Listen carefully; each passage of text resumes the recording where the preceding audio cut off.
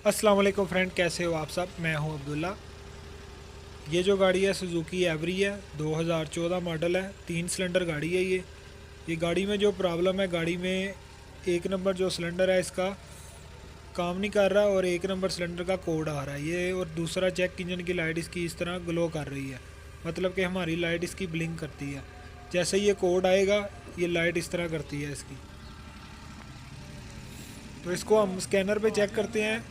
मैं आपको दिखा देता हूँ इसका किस चीज़ का कोड आ रहा है। एवरी में जाएंगे, ओके, रीड फॉल्ट कोड पे किया, ये आप देख सकते हैं। इसमें ये कोड आ रहा है cylinder 1 miss fire detect P0301, ये इसमें कोड आ रहा है। जैसे ही हम इसको रिमूव करेंगे कोड को, गाड़ी हमारी बिल्कुल ठीक हो जाएगी। स्टार्ट करना ज़रा।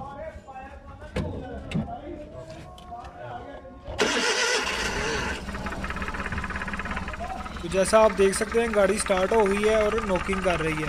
अब इसका मैं 1 नंबर का ग्रिप उतारता हूँ, कोई फ़र्क नहीं पड़ेगा, ये सिलेंडर इसका काम ही नहीं कर रहा। तो इसका इंजेक्टर का पल्स भी चेक किया, पल्स इसमें गायब हो जाता है। जैसे ही इसको मैं रीसेट करूँगा कंप्यूटर से, फिर पल्स इसका दोबारा आ जाएगा और गाड़ी ठीक हो जाएगी। इसको क्लियर फॉल्ट करते हैं, यस, ओके।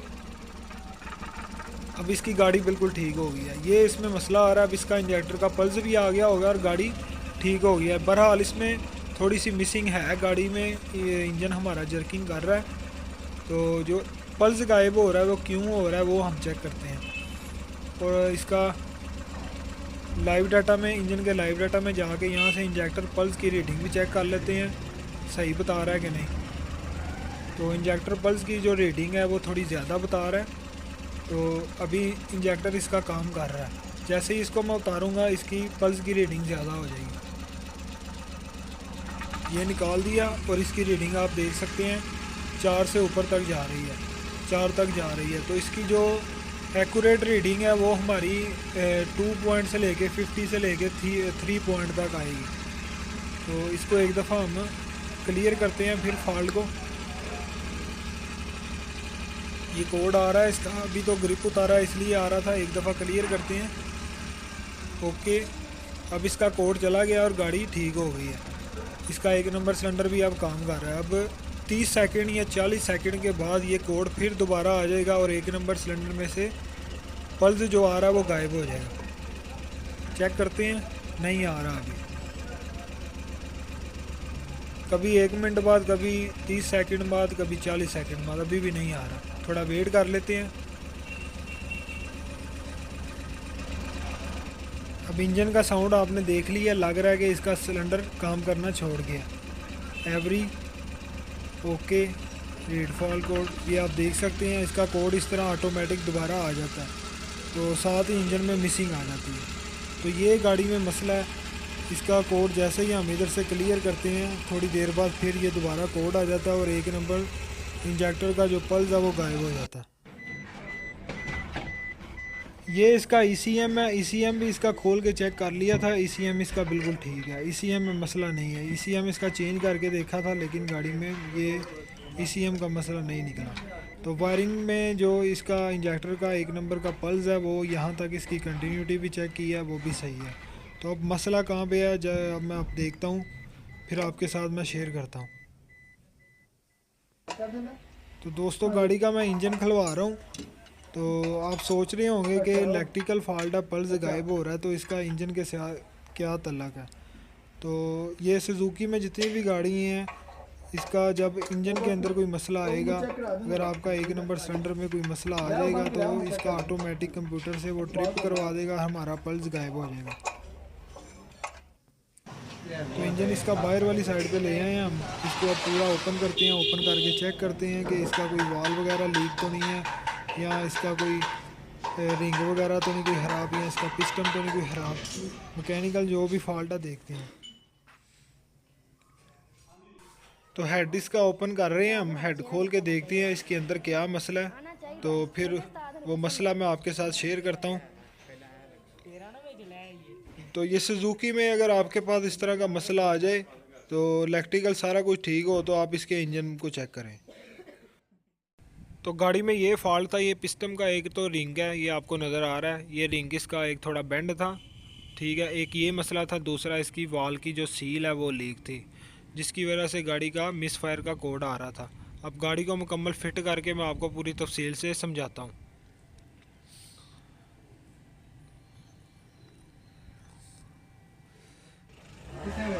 तो दोस्तों गाड़ी फाइनली पूरी मुकम्मल फिट कर दी है और गाड़ी आपके सामने स्टार्ट है। गाड़ी देख सकते हैं बिल्कुल ओके हो गई है, परफेक्ट हो गई है, कोई मिसिंग नहीं है, कोई जर्किंग नहीं है, और दूसरा इसमें कोड भी नहीं आ रहा। गाड़ी काफ़ी देर से स्टार्ट भी है, तो इसको हम चेक भी कर लेते हैं कोई कोड वगैरह आ तो नहीं रहा इसका।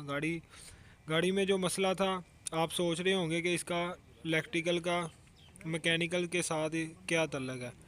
तो गाड़ी में मैकेनिकल फॉल्ट था, तो कोड हमारा इलेक्ट्रिकल में आ रहा था। वो क्यों आ रहा था, ये सुजुकी में जितनी भी गाड़ियाँ हैं इनकी ECM में प्रोग्राम ही इस तरह किया गया है कि अगर आपकी गाड़ी का कोई सिलेंडर काम नहीं कर रहा होगा, ठीक है, तो ECM जो है ना वो पल्स का जो IC है ना उसे ट्रिप करवा देगा, ताकि हमारा जो पेट्रोल है ना वो ज़ाया ना जाए।